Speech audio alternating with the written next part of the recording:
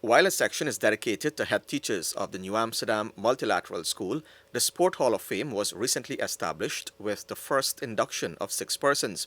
Those honored are West Indies female cricketer Ashwini Munisar, USA Limited Over cricketer Gajanan Singh, former national youth cricketer, now administrator Anthony Danrad, cricket coaches Julian Moore and Amir Rahman, and former national youth basketball player Kevon Wiggins, who now resides in the US.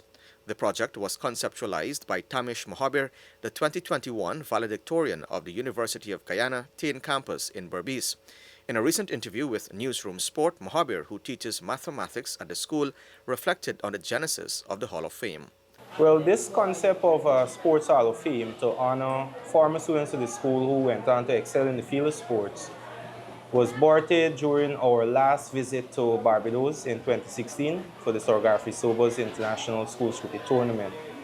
During that tournament, we were up against one of the premier schools in terms of cricket in the Caribbean, that's the Combermere School. And interacting with the players from that school, we heard them saying and talking about the former students of that school who went on to play cricket for the West Indies.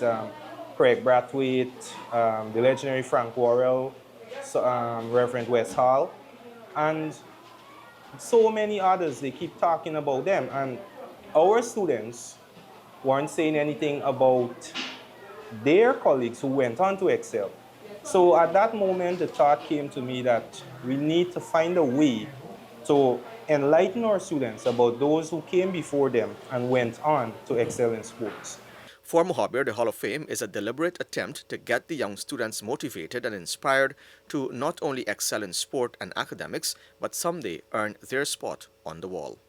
Because in sports, one of the best things to do to get persons to be successful is to find a way to motivate them. So for us, the aim here is to have our students see these persons and know that they were once here. They were once wearing this school's uniform. They were here playing in the same gym, playing in the same schoolyard.